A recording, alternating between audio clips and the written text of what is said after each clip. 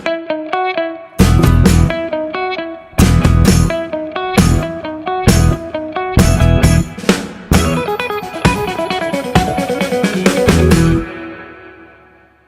नमस्कार। आपकी न्यूज का एपिसोड 767 है।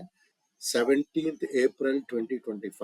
आम आदमी पार्टी चैलेंजिंग द स्टेटस को, shaking up system, creative destruction in the Indian politics, AAP governments, leaders in governance and public policy, entrepreneur governance, AAP opposition role, responsible fighting for people's issues, and boldly resisting wrong policy. Please follow on X, Upki News @News AAPKE, and also watch YouTube channel of Upki News called AKN TV India. Delhi का समाचार। BJP को government चलाना नहीं आता है। Chief minister Rekha Gupta ने एक order issue किया था। ईडब्ल्यूएस जो सर्टिफिकेट्स है वो अभी नहीं दिया जाएगा। तो इकोनॉमिकली वीकर सेक्शंस को, जो कोई भी कास्ट का हो, उन लोगों को एक सर्टिफिकेट मिलता था जिनका इनकम बहुत कम है। उसके साथ वो लोग स्कूल्स में, प्राइवेट स्कूल भी हो, वहाँ एक कोटा रहता है 10% का, वहाँ वो लोग एडमिशन लेके प्राइवेट स्कूल में एडमिशन लेके पढ़ सकते हैं। उसी रिजर्वेशन के तहत कॉलेज में भी, जैसे कि वो जो दिल्ली यूनिवर्सिटी वगैरह में एडमिशन ले सकते हैं। इसी ईडब्ल्यू सर्टिफिकेट के तहत वो हॉस्पिटल्स में भी वो लोग रिजर्वेशन ले सकते हैं। ये चीज अभी रोक रहे हैं बीजेपी का दिल्ली गवर्नमेंट, और उन्होंने बताया कि आपको रिजर्वेशन सर्टिफिकेट्स नहीं मिलेगा। इसका मतलब सर्टिफिकेट नहीं मिलेगा तो आपको हॉस्पिटल में और फायदा नहीं होगा। अभी एक कैपिटलिस्ट का माफिया आ गया है। तो ये जो डिसीजन ईडब्ल्यूएस का हुआ है, इसकी वजह से अगर कार्ड्स नहीं देंगे तो प्राइवेट हॉस्पिटल में भी उनका ट्रीटमेंट नहीं हो पाएगा, और गवर्नमेंट हॉस्पिटल में हमारे पास इतना स्पेशलिस्ट नहीं है, डॉक्टर्स नहीं है। एक Padma Shri awardee member of parliament है, ये फिलॉन्थ्रोपिस्ट भी है, काफी नोन है। वो सन फाउंडेशन बोल के वो एक एनजीओ संस्था चलाते हैं, और वो हमारे आम आदमी पार्टी के मेंबर हैं, एमपी है। तो उन्होंने कनॉट प्लेस में एक बैसाखी रन, जो मैराथन टाइप का होता है, वो उन्होंने ऑर्गेनाइज किया था 5 किलोमीटर्स का। आपको मालूम होगा उनका नाम विक्रम साहनी है। भारतीय जनता पार्टी ने पिछले 11 साल से, आप अगर गौर करेंगे, जो चीफ मिनिस्टर्स को नियुक्ति किया है, वो आप खट्टर साहब हो, या राजस्थान में हो, छत्तीसगढ़ में हो, महाराष्ट्र में हो, जहां भी देखो एक रबर स्टैंप जैसा लीडर को वहां रखा है। जो लोगों को मालूम ही नहीं रहता है वो कौन आदमी है या औरत है, उनका कोई नाम नहीं रहता है। और एक इसका नाम है एक पर्ची वाला सीएम। एक पर्ची आता है central government, central BJP headquarter से, वो पर्ची के ऊपर उनका नाम उनका दिया जाता है। और हमेशा अभी तक क्या होता था, कांग्रेस हो या रीजनल पार्टीज हो या कुछ बीजेपी खुद भी हो, पहले जो वहाँ स्टेट का जो बड़े टॉल लीडर्स रहते हैं, तो उन लोगों का नाम चलता था। तो हमेशा स्टेट में सभी को मालूम रहता है कि कौन सबसे बड़ा लीडर है, वहाँ का क्या ज्यादा काम कर रहा है, और वो उनका नाम गूंजता है, लोगों पहचानते हैं लोग। उन लोगों का नाम बिल्कुल सीएम का पद में आता नहीं है। जो आदमी, यूपी में भी यही हुआ है, किसी को नहीं जानते, उनको बनाया जाता है पर्ची के द्वारा। वही चीज दिल्ली में किया है। रेखा गुप्ता का नाम कोई नहीं जानते थे, और वो एक कभी उन्होंने एमएलए नहीं थी, ना एमपी थी, वो एक काउंसलर थी, कोई एक्सपीरियंस नहीं था। उनको लेके आके बिठा दिया। फिर उनके द्वारा बीजेपी ने अपना जो एजेंडा है, जो SC/ST को, ट्राइबल्स को जो कुचलने का जो एजेंडा, वो चला रहे हैं। और उनका हस्बैंड जो है बैठ के लोगों का रेखा गुप्ता का हस्बैंड, वो जाके बैठ के गवर्नमेंट ऑफिसर्स के साथ मीटिंग ले रहे हैं। ये हालत कर दिया जो कंट्री का कैपिटल सिटी है दिल्ली, सब लोग वहाँ देखते हैं, पूरा विदेश का लोग, एम्बेसीज हैं, सब को ऐसा हालत कर, ये जो चीज है एक सौरभ गुप्ता ने एक मीटिंग में कहा। Delhi government private schools fees बढ़ाने का चीज के ऊपर सीएम रेखा गुप्ता ने एक स्टेटमेंट दिया। अगर आप उसको सुनेंगे तो वो इतना वेग है, उसमें कोई दम नहीं है, वो क्या करने वाली है नहीं समझ में आता, वो क्या हो रहा है उसके बारे में भी उसका कुछ मालूम नहीं है। तो आतिशी जो एलओपी है उन्होंने बताया था कि मैं चैलेंज करती हूँ, रेखा गुप्ता जी सीएम एक ऑर्डर पास करे, उससे कोई भी गवर्नमेंट स्कूल्स का जो फीस, सभी गवर्नमेंट स्कूल्स का जो फीस बढ़ा है वो कम कर दे, वो नॉर्मल कंडीशन में लेके आए। और वैसा अगर उन्होंने एक ऑर्डर पास किया तो मैं मानती हूँ कि वो कुछ ये प्रॉब्लम सॉल्व करने में हिस्सा है। बच्चों को लाइब्रेरी में बिठाया जा रहा है और डीएम जो रिपोर्ट किया है उसके ऊपर भी कोई भी स्कूल एडमिनिस्ट्रेशन नहीं कर रहा है, तो कोई एफआईआर लॉन्च नहीं हुआ स्कूल एडमिनिस्ट्रेशन के ऊपर। और ये प्राइवेट स्कूल एसोसिएशन और बीजेपी का मिली भगत है, ये सौरभ भारद्वाज ने बोला। और एक जो प्रॉमिस किया था बीजेपी ने इलेक्शन टाइम में, उसका पूरी तरह से खारिज कर दिया है। वो चीज है जहां जुग्गी, एक मद्रासी कैंप है जंगपुरा असेंबली में, वहाँ वो वहाँ का झुग्गी झोपड़ी वाले जो रहते हैं, कुछ लोग 50 साल से, कुछ लोग उससे ज्यादा वहाँ बसे हैं, कुछ लोग वहीं पैदा हुए हैं। उन लोगों को डीडीए ने एक नोटिस इशू किया था कि आप लोगों को मकान बनाया जाएगा, वो मकान 50 किलोमीटर दूर है, तो वहाँ के 50 किलोमीटर अगर दूर है तो सौरभ भारद्वाज ने उन लोगों से बात किया और उन लोगों को प्रेस कॉन्फ्रेंस में लेके आया। और उनका समस्या ये है, ये लोग वहीं जो जंगपुरा में मद्रासी कैंप का इधर उधर वो काम कर रहे हैं, उसके बच्चे वहाँ स्कूल में पढ़ रहे हैं, आप डिसलोकेट करके 50 किलोमीटर दूर शायद नरेला वगैरह भेजा जाएगा, तो वो वहाँ कैसे वो लोग जिएंगे। दूसरी बात, वो रूल ऐसा है जहाँ झुग्गी वहाँ मकान वाला रूल ऐसा है कि आपको 5 किलोमीटर के अंदर उनको रिलोकेट करना पड़ता है, 50 किलोमीटर नहीं।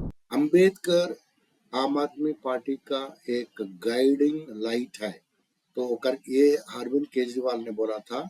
पंजाब गवर्नमेंट ने पहली दफा एक कोटा दिया है एससी शेड्यूल कास्ट लोगों को, उनका एजी ऑफिस में, जो एडवोकेट जनरल है वहाँ पहली बार हिस्ट्री में एससी शेड्यूल कास्ट को कोटा दिया है। सीएम रेखा गुप्ता फुल पूरा रेस्पॉन्सिबिलिटी लेना चाहिए।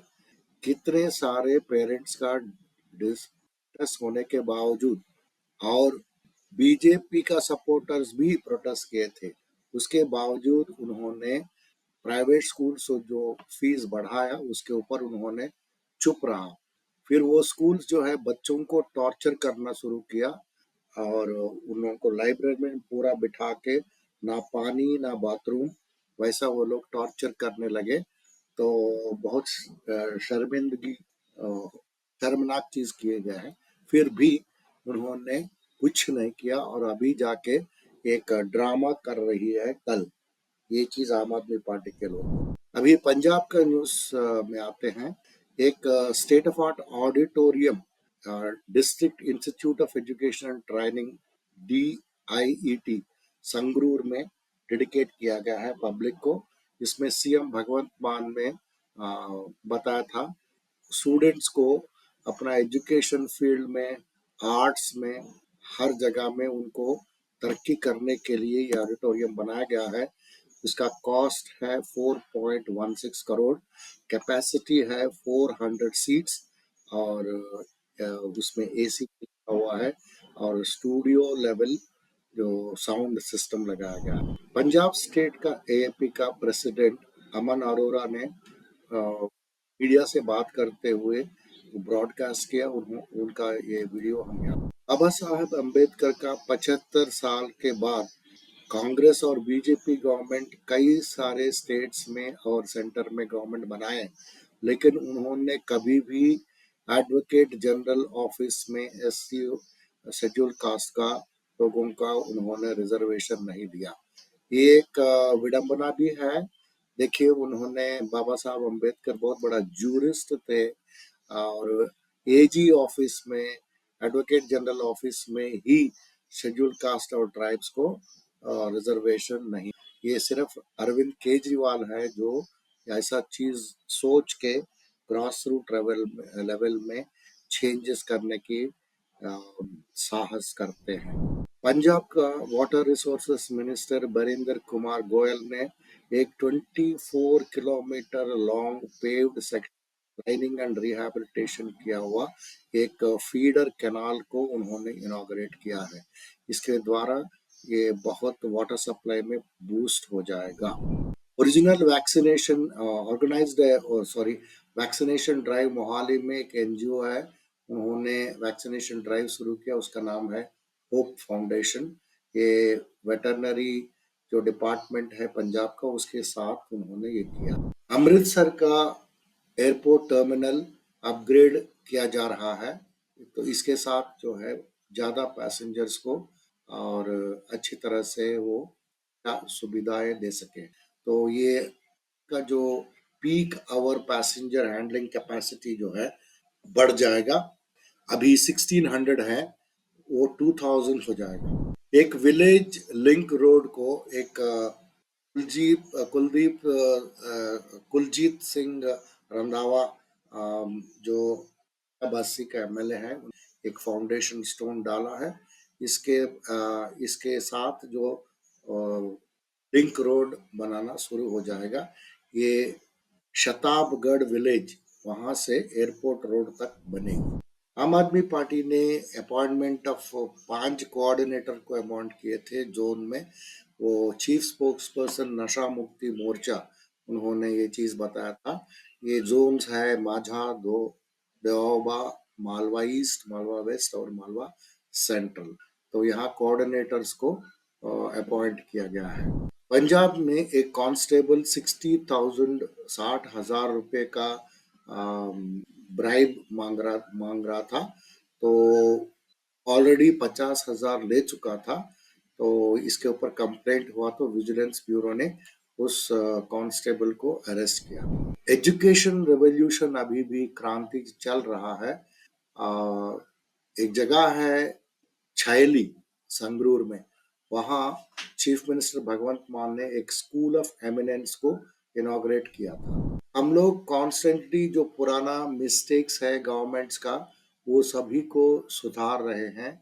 अभी हमने ये रिस्टोर किया है कि प्रिंसिपल्स को 50% से 75% जो कोटा है उनको बढ़ाया है। इसके द्वारा 500 नया प्रिंसिपल्स गवर्नमेंट स्कूल में अपॉइंट कर सकते हैं। और पहला जो है वो कोटा कम किया गया था, जो गवर्नमेंट्स पहला है वो चीज ये हरजोत बेंस एजुकेशन मिनिस्टर ने कहा था। एक बहुत ही बढ़िया न्यूज है कि अभी पंजाब गवर्नमेंट स्कूल्स में 500 नया प्रिंसिपल आ जाएंगे। बीजेपी ने दिल्ली में आम आदमी पार्टी को बहुत ही डिसऑनेस्ट मीन्स के साथ, मतलब गलत तरीके से, क्रिमिनल तरीके से, अनकॉन्स्टिट्यूशनल और इलीगल तरीके से हराया है। इसका जो बदला लिया जाएगा गुजरात में, तो इसके लिए ऑलरेडी प्रिपरेशन शुरू हो गया है गुजरात में। और अभी 1.5 years बाकी है इलेक्शंस होने का। इसमें पीपुल कनेक्शन शुरू हो गया है, लोगों से जुड़ना। और 52,000 बूथ्स हैं वहाँ। हर बूथ के अंदर कम से कम 10 से 50 लोगों को वहाँ अपॉइंट किया जाएगा और गुजरात को अभी जो गुजरात में जो बीजेपी का जो मिस रूल चल रहा है, इसके ऊपर बहुत ही लोग गुस्से में हैं। तो ये चीज पब्लिक के साथ काम करके हम इसके हराएंगे। ये चीज यशोदान गढ़वी ने बताया था। मेरा नाम उमेश मकवाना है। मैं बोटाड असेंबली का गुजरात से एमएलए हूँ। मैं आम आदमी पार्टी में हूँ और आम आदमी पार्टी में रहूंगा। ये जो एमएलए है एक प्रेस वार्ता में बहुत क्लियरली बता रहे थे। विसावदर एक गुजरात में कॉन्स्टिट्यूंसी है, वहाँ गोपाल इटालिया अभी फाइट कर रहा है आम आदमी पार्टी की तरफ से।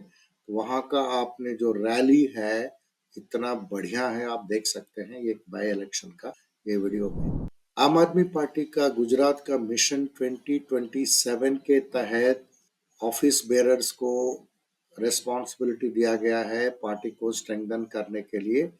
वो हमने यहाँ डाला है राजकोट में और कई सारे जसदान में जो जो विधानसभा इंचार्जेस है उनका नाम यहाँ दिया गया है। महराज मलिक जो दोदा का एमएलए है, उन्होंने एक 1 crore rupees constitution development fund CDF जो बोलते हैं, वो वहाँ का दोडा का जो लेक्चरर्स है उनका जो शॉर्टेज है उसके लिए उन्होंने ये फंड दिया था ताकि ज़्यादा लेक्चरर्स अपॉइंट कर सके और उन लोगों को सैलरी मिल सके। AAP बिहार का खबर इस प्रकार है।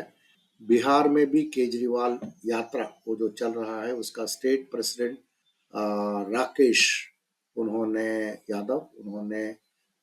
सीतामढ़ी जगह है वहाँ उन्होंने पदयात्रा किया था और उन्होंने बोला कि जो केजरीवाल का जो मॉडल है काम का राजनीति वो बिहार में भी हम लाएंगे। अभी न्यूज दैट मैटर्स के अंदर आते हैं। बीजेपी का महाराष्ट्र गवर्नमेंट ने, आपको मालूम है इलेक्शन में बताया था कि हर महिला को लाड लड़की बहन योजना, तो उन्होंने एक अलग नाम लगाया था मराठी में और वो नाम के उस योजना के द्वारा 1500 देंगे। इसके बाद उनको अभी 8 लाख महिलाओं को उन्होंने क्या किया, 1500 के बदले में 500 देंगे बोल के बताया। ये धीरे धीरे ये स्कीम को खत्म करने का प्लानिंग चल रहा है। 11 साल हो गया है बीजेपी का गवर्नमेंट आया सेंटर में। वो चाहे तो मैन्युफैक्चरिंग सेक्टर में और कई सारे सर्विसेज सेक्टर में चाइना के साथ अच्छे से कॉम्पिट कर सकते थे।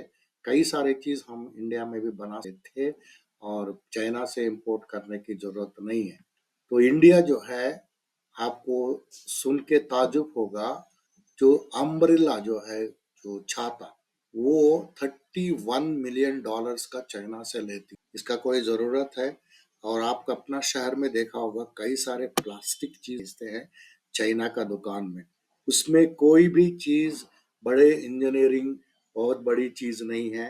वो कोई भी छोटा सा इंडस्ट्रियल एरिया में कोई भी इंडस्ट्री वाला बनाता है, वो प्लास्टिक का बकेट हो लोटा। तो वैसे चीज इंडिया में क्यों नहीं बनाते और हम चाइना को क्यों बढ़ावती दे? ये एक प्रोग्राम में बताया गया था। आप देखने लायक चीज है ये और सोचने लायक चीज। सुप्रीम कोर्ट ने एक बहुत ही स्ट्रिक्ट वार्निंग दिया है। उन्होंने जिस हॉस्पिटल में कोई भी नया जो बच्चा बच्ची पैदा होते हैं उनको अगर वहां से उठाया गया, ट्रैफिकिंग हो गया, तो उस हॉस्पिटल का लाइसेंस रद्द करना चाहिए। ये सुप्रीम कोर्ट ने यूपी के एक हॉस्पिटल के बारे में कोर्ट में बताया था कि इलाहाबाद हाई कोर्ट को ये जो केस है इलाहाबाद हाई कोर्ट ये चीज बता रहा है। 6 महीने के अंदर कितने सारे केसेस आ चुके थे इलाहाबाद हाई कोर्ट में यूपी में, इसके बारे में सुप्रीम कोर्ट ने उत्तर प्रदेश गवर्नमेंट को फटकार लगाया था कि अगर चाइल्ड ट्रैफिकिंग हुआ स्ट्रिक्ट गाइडलाइंस लगाओ और वो हॉस्पिटल का लाइसेंस कैंसिल करो। यूपी में कैसा लॉ चलता है उत्तर प्रदेश में आप यहाँ गौर कीजिएगा। एक आदमी है हरीश मिश्रा, वो एक करनी सेना वाले लोग अटैक किया था चाकू से, वो इंजर हो गया था, उनको घायल हो गया था, वो जाके पुलिस स्टेशन में केस फाइल करने के लिए गया था, ये हरीश मिश्रा जी। फिर पुलिस ने क्या किया, हरीश मिश्रा को पकड़ के जेल में डाल दिया। ये है कॉन्स्टिट्यूशन यहाँ उल्टा चलता है और कॉन्स्टिट्यूशन का पूरा धजिया उड़ाया जाता उत्तर प्रदेश में लॉ एंड ऑर्डर। अभी फाइनेंस मिनिस्टर का टैक्स टेररिज्म के बारे में आप कुछ कुछ बड़े शहर में अपार्टमेंट का ओनर्स जो है और वहाँ रेंट में रहने वाले मंथली मेंटेनेंस चार्जेस देते हैं। तो अभी फाइनेंस मिनिस्टर में एक जीएसटी लगाया है, ये मंथली मेंटेनेंस चार्जेस के ऊपर भी। अगर किसी ने कोई अपार्टमेंट में 7,500 से ऊपर में मंथली सोसाइटी चार्जेस या मेंटेनेंस जो अगर पे करते हैं, उसके ऊपर से आपको 18% का जीएसटी भी पे करना पड़ेगा। ये टैक्स टेररिज्म चल रहा है। इंडिया में एयरफेयर्स पिछले 5 साल में डबल हो गए और बहुत ज्यादा एयरफेयर चलता है। क्यों चलता है? तो इसके बारे में अगर आप स्टडी करें तो एयरपोर्ट में से कई सारे एयरपोर्ट्स अदानी साहब को दिया गया है, उसका जो मेंटेनेंस वगैरह, उसमें अनाप शनाप मेंटेनेंस चार्जेस बढ़ाया गया है पिछले सालों में। और वो जो फ्यूल है उसका तो बढ़ोतरी होते जा रहा है और ऊपर से टैक्सेस भी बढ़ाया जा रहा है। और जो एयरपोर्ट में जो सर्विस चार्जेस है, एयरपोर्ट सर्विस का जो चार्जेस है, आप एयरपोर्ट में एंटर करके वहाँ का जो एसी का आनंद लेते हैं, जो भी वहाँ का दुकानों का, फिर उसके लिए आप जो है हर दफे एक पैसेंजर कुछ हजार रुपया पे करना पड़ता है, वो आपका टिकट के ऊपर बिठाते हैं। तो ये है कहानी एयरपोर्ट में क्यों एक्सपेंसिव होता है और एक्सपेंसिव होने वाला है क्योंकि ये जब सर्विसेज जो है अदानी साहब के अंदर में दिया गया है कई सारी जगह। ये एक बहुत बड़ा अड्डा बन गया है, एक दरवाजा बन गया है ड्रग्स के लिए। अभी अभी गुजरात का एंटी टेररिस्ट स्क्वाड और कोस्ट गार्ड ने 300 केजी का ड्रग्स पकड़ा गया है। आप चौक जाएंगे, इसका वैल्यू है 1800 करोड़। 1800 करोड़ का वैल्यूड जो ड्रग्स है वो पकड़े गए हैं। और ये अरेबियन सी में स्मगलर्स जो है उन्होंने क्या किया, जब पकड़ा गया जाने वाला था तो उसको समुंदर में फेंक दिया। वो इंटरनेशनल बाउंड्री लाइन जो रहता है उस तरफ उन्होंने फेंक दिया था।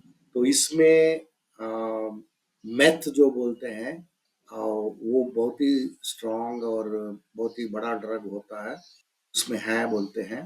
और वैसा गुजरात में कई सारे स्टोरीज ड्रग्स का निकल। छत्तीसगढ़, यहाँ का न्यूज़ इस प्रकार है, गवर्नमेंट का जो लैंड जो है करोड़ों रुपए का, वो उसको लूट मार किया गया है। एक टीचर, पटवारी, लैंड ब्रोकर, ये सभी मिलके उन्होंने एक लैंड है गवर्नमेंट का, उसको कमर्शियल बिल्डिंग, शॉप्स और एडमिनिस्ट्रेशन के लिए तो बेच दिया है।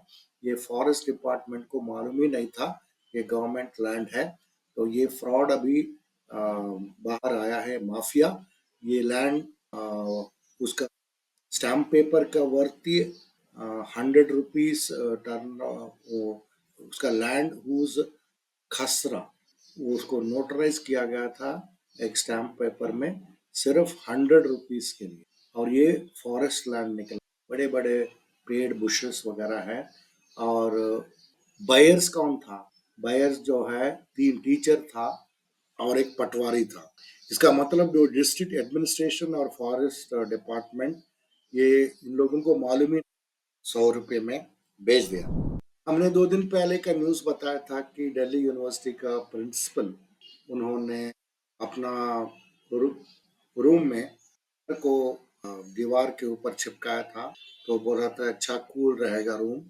तो उसके ऊपर रिएक्शन हुआ है DUSU का प्रेसिडेंट रौनक खत्री, उन्होंने उनका ऑफिस में गया था और बोला कि पूरा पूरा उनका ऑफिस में गोबर लगाया और उन्होंने बोला था कि ये जो एसी है यहाँ इसको भी निकाल दो, इसकी जरूरत नहीं है, गोबर से आप आपका ऑफिस के अंदर, ये इसका रिएक्शन था। अभी आप ध्यान से सुनिए, एक बहुत ही इंटरेस्टिंग और इम्पोर्टेंट चीज हम बोलने वाले हैं।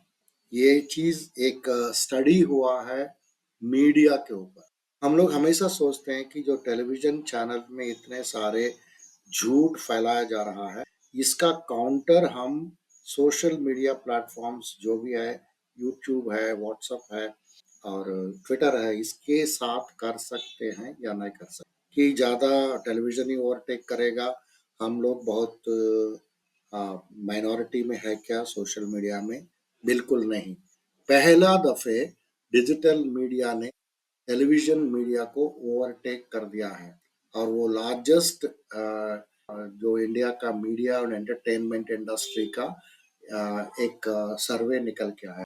ये सर्वे फिकी और Ernst and Young media and entertainment report 2020 बाहर आया है। इसमें डिजिटल मीडिया 32% कंट्रीब्यूट किया है टोटल रेवेन्यू 2024 का, और वो रेवेन्यू है 80,200 करोड़ और टेलीविजन का रेवेन्यू है 67,900 करोड़। तो अभी आप समझ गए, तो डिजिटल मीडिया का रेवेन्यू 2024 में लास्ट ईयर में 80,200 करोड़ था और टीवी का 67,900 करोड़ है। और डिजिटल मीडिया जो है अच्छे विस्तार करके जो ट्रेडिशनल टीवी चैनल्स को ओवरटेक कर रहा है और ये स्ट्रीमिंग प्लेटफॉर्म्स और ऑन डिमांड कंटेंट जो है वो व्यूइंग का हैबिट्स जो चेंज कर रहे हैं। इसका बने जो नेटफ्लिक्स और प्राइम और जो ओटीटी प्लेटफॉर्म्स हैं, सोनी वगैरह, ये हम लोगों को कैसा टीवी को देखते हैं या एंटरटेनमेंट चैनल्स को देखते हैं, वो जो हैबिट्स है ये प्रेफर करते हैं। जब उनको चाहे तब वो देखना चाहते हैं, ऐसा नहीं कि वो टाइम 9 बज गया तो जाके न्यूज़ देखो, ऐसा नहीं है। अपना अपना हिसाब से वो टाइम पे देखना चाहते हैं और ये बहुत बड़ा इम्पैक्ट किया है टीवी व्यूअरशिप के ऊपर। और ट्रेडिशनल जो लीनियर टीवी व्यूइंग है, लीनियर का मतलब हमेशा जो रोज हम करते हैं 9 बजे जाके टीवी के सामने न्यूज देखने लगा, वैसा वाला चीज जो है अभी कम हो रहे हैं। और जो मेजर इवेंट्स जब होता है, ऑस्कार हो गया, वैसा कोई नया फिल्म रिलीज हो, नया टेलीविजन टेलीविजन का ओटीटी का कोई शुरू हो गया सीरियल, तो वो चीज को ज्यादा लोग देखना पसंद करते हैं। और ज्यादा अगर हम बताएं आपको डिटेल्स इसमें से, तो 80 करोड़ लोग इंडिया में, 140 करोड़ अपना पूरा टोटल है जनसंख्या, इसमें से 80 करोड़ के पास मोबाइल में इंटरनेट है, मोबाइल में या घर में वाईफाई, 80 करोड़। तो ये डिजिटल मीडिया जो है इंडिया से लेके फॉरेन हैंड्स में चला जा रहा है। तो ये चीज हम क्यों बोल रहे हैं कि ये जो कंट्रोल्ड मीडिया जो है 80,000 करोड़ का, इसका रेवेन्यू ज्यादातर फॉरेन कंपनीज को जा रहा है। वो फॉरेन कंपनीज में 3 कंपनी का बहुत बड़ा शेयर है। किस किस 3 कंपनियां हैं? गूगल है, मेटा है और अमेजोन। गूगल है, आप लोग गूगल सर्च करते हैं, ईमेल भेजते, कंपनी के अंदर आता है। दूसरा गूगल कंपनी का यूट्यूब चैनल भी उसी का है। तो ये यूट्यूब और गूगल मिला के उनका हाईएस्ट शेयर है, ये जो 80,000 करोड़ में। इसके बाद जो मेटा कंपनी है उसका तीन चार है, 3 है। उनका फेसबुक उनका है, व्हाट्सएप उनका है और इंस्टाग्राम भी उनका है, मेटा कंपनी। तीसरा कंपनी अमेजोन, जो प्राइम टीवी वगैरह देते हैं, वो अमेजोन कंपनी। ये तीनों कंपनी हम लोगों का जो इंडियन मीडिया का जो रेवेन्यू है उसमें बहुत बड़ा शेयर वो लोग लेते हैं। और रेवेन्यू ये जो डिजिटल मीडिया का बढ़ते जा रहा है, और टीवी मीडिया का रेवेन्यू और प्रिंट मीडिया थर्ड पोजीशन में है, वो भी घट रहा है। अभी 50 करोड़ जो है monthly users, 50 crore monthly users हैं, गूगल देखते हैं, एक्टिवली गूगल देखते हैं। और 45 करोड़ लोग जो है फेसबुक देखते हैं, टेलीग्राम देखते हैं। उससे ज्यादा 78 करोड़, ये बहुत चौंकाने वाली चीज, टेलीग्राम जो चैनल है उसको और फेसबुक से ज्यादा लोग देखते हैं। क्यों देखते हैं? उसमें डेरिवेटिव्स का ट्रेडिंग होता है। डेरिवेटिव्स जो ऐसी चीज है जो स्टॉक मार्केट में स्टॉक्स का जैसा ट्रेडिंग होता है, वैसे जो डेरिवेटिव्स जो बोलते हैं वो ये मेटल्स हुआ और ये डायमंड्स हुआ, वैसा चीजों को डेरिवेटिव्स बोलते हैं। अभी ट्रेडिंग चलता है वो ज्यादातर जो टेलीग्राम चैनल्स के ऊपर चलता है, इसलिए लोग जो है ये एकदम एक क्या बोल सकते हैं, एक लॉटरी टाइप का। लोग सुबह आते हैं, खरीदते हैं और शाम को बेच देते हैं। इसमें प्रॉफिट नहीं कमा सकते हैं, प्रॉफिट ज्यादातर लूज करते हैं। ये इसमें 78,000 करोड़ लोग हैं, ये डेरिवेटिव्स ट्रेडिंग में टेलीग्राम चैनल में रहते हैं, और ये लोग रोज पैसे गंवाते हैं, they lose money every day. Reliance Jio आप सब समझते होंगे, बहुत बड़ा कंपनी है, लेकिन वो सिर्फ ये कंपनी 10th प्लेस में है। यूट्यूब का जो रीच है वो 80 करोड़ है पर मंथ। और आजकल लोग पहले 3.5 आवर्स जो देखते थे इंटरनेट, और अभी 5 घंटा देखने लगे इंटरनेट। तो अगर आप देखेंगे, इंडोनेशिया, साउथ अफ्रीका, ब्राजील, ये 3 कंट्रीज इंडिया से आगे है, बाकी कंट्रीज पीछे है। अमेरिका भी बहुत पीछे है। इसका मतलब इंडियंस जो है पहले 3.5 आवर्स पर डे देखते थे इंटरनेट, अभी 5 घंटा देखने लगे। लेकिन उसका मोनेटाइजेशन कैसा होता है? मोनेटाइजेशन पूरा अगर दुनिया में देखा जाए तो इंडिया का मोनेटाइजेशन बहुत कम है, ये 0.9% है। इंडिया में 1178 बिलियन आवर्स पर डे लोग जो है गूगल प्लस यूट्यूब में देख स्पेंड करते हैं। और टॉप 10 एडवर्टाइजिंग स्पेंड जो है, ये दूसरी पॉइंट है, गवर्नमेंट देती है। एडवर्टाइजमेंट जो देते हैं वो गवर्नमेंट देते हैं, टॉप 10 में गवर्नमेंट है। इसका मतलब टाटा और रिलायंस से ज्यादा गवर्नमेंट जो है टीवी चैनल्स को एडवर्टाइजमेंट देती है। और 7 डिजिटल कंपनीज जो है, गूगल, मेटा, टेस्ला, टेस्ला मतलब अपना x, that is formerly Twitter, Microsoft group, ये सभी जो लोग हैं, ये इन लोगों का अगर मार्केट कैप देखा जाए तो अगर ये 7 कंपनियां लेके इन लोगों का क्या नेटवर्थ है, वैल्यू है, ये कंपनी का कितना वैल्यू है, अगर देखा जाए तो है 16 ट्रिलियन डॉलर्स है। इसका मतलब अमेरिका और चाइना का जो आप इकोनॉमी देखेंगे, वो दोनों इकोनॉमी के बाद ये जो 7 कंपनी डिजिटल कंपनियां हैं, इनका ही नेटवर्थ बहुत ज्यादा है। तो आप समझ गए होंगे 16 ट्रिलियन डॉलर्स ये 7 कंपनी का जैसा है, मेटा, गूगल, टेस्ला, माइक्रोसॉफ्ट, इन लोगों का मार्केट कैप है। तो वो third biggest economy in the world है, बस सबसे बड़ा इकोनॉमी है। इसके बाद चाइना है, इसके बाद ये डिजिटल कंपनी। इंडिया में 1700 एप्स चलता है, और 2.5 लाख वेबसाइट्स जो है सिर्फ गवर्नमेंट यूज करती है। लेकिन अगर गवर्नमेंट जैसा टेलीविजन चैनल के ऊपर उन लोगों के ऊपर वो रिस्ट्रिक्शंस लगा के, धमका के जो चाहते हैं, वो कंट्रोल डिजिटल मीडिया के ऊपर बिल्कुल नहीं ले सकते। वो जो भी करे, क्योंकि वो थर्ड बिगेस्ट इकोनॉमी है, आप जाके इंडियन गवर्नमेंट ट्विटर के ऊपर, माइक्रोसॉफ्ट के ऊपर फाइट नहीं कर सकते। वो लोग नहीं केयर करेंगे, क्योंकि उनका जो रेवेन्यू है वो इंडिया से नहीं आ रहा है।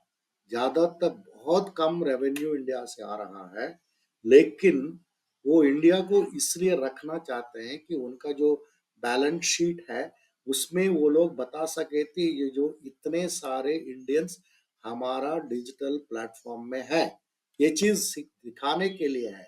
ऐसा नहीं कि इंडिया बहुत पैसा रेवेन्यू उनका कम अंदर दे रहा है, कुछ नहीं दे रहा है। मोनेटाइजेशन जो 09 है, तो ये अच्छा एक न्यूज ऐसा है, अच्छा बोल सकते हैं, क्योंकि इंडियन गवर्नमेंट जो निर्मला सीतारामन हुआ, ये जो एग्रेसिव जो प्राइम मिनिस्टर और टेक्नोलॉजी मिनिस्टर्स जो फ्रॉम टाइम टू टाइम बोलते रहते हैं कि इसके ऊपर इसको बुलाएंगे हम, माइक्रोसॉफ्ट को, वो कुछ नहीं कर सकते हैं, क्योंकि इन लोगों का जो सभी सर्वर्स कहाँ है, वो सर्वर्स अब्रॉड में है। आप अगर ट्विटर बोलेंगे, हम ट्विटर का बात करें, उनको कुछ नहीं कर सकते क्योंकि वो सर्वर अमेरिका में है। तो वैसे ही गूगल का, अपने पूरा एप्लीकेशंस गूगल का, माइक्रोसॉफ्ट का इंडियन गवर्नमेंट यूज करती है, लेकिन उसके ऊपर उनका कोई कंट्रोल नहीं है क्योंकि वो पूरा सर्वर्स बाहर है। तो ये है एक, आपको इंटरेस्टिंग लगा होगा, ये डिजिटल मीडिया का स्टोरी है। अब लास्ट में अंत में इंटरनेशनल खबर इस प्रकार है। हार्वर्ड यूनिवर्सिटी, आपको मालूम है अमेरिका में, उन्होंने एक बढ़िया चेतावनी बोलो या कमेंट बोलो, उन्होंने दिया था। कोई भी गवर्नमेंट, रिगार्डलेस ऑफ कौन सी पार्टी रूलिंग में है, वो प्राइवेट यूनिवर्सिटीज को हम क्या पढ़ाते हैं, किसको हम एडमिशन देते हैं, किसको हम पढ़ाने के लिए हायर करते हैं, और कौन सी एरिया का स्टडीज कैसे करते हैं, वो पूछ नहीं सकते हमसे करके हार्वर्ड ने बोला था। ये इनडायरेक्टली ट्रम्प के बारे में बोल रहा था कि ट्रम्प जो है हमको कुछ नहीं बोल सकता, हम जो करते आए हैं वही करते रहेंगे। इसके ऊपर फॉर्मर प्रेसिडेंट ओबामा ने बोला था कि हार्वर्ड ने बहुत अच्छा एक एग्जाम्पल सेट किया है हायर एजुकेशन इंस्टीट्यूशंस को unlawful ham handed attempt to stifle academic freedom while taking concrete steps to make sure all students at Harvard can benefit from an environment of intellectual inquiry, rigorous debate और mutual respect. ये दोनों चीज होना चाहिए। कोई भी बड़ा education institute हो, वहाँ इंटेलेक्चुअल इंक्वायरी होना चाहिए और रिगरस डिबेट होना चाहिए, म्यूचुअल रेस्पेक्ट। बाकी इंस्टीट्यूशंस भी ये फॉलो करना चाहिए। ये चीज बोल के मैंने बोला था। आपको मालूम है Obama is an alum of Harvard university in law. Thank you very much for joining. आप लोग सब AKN टीवी इंडिया को फॉलो कीजिए।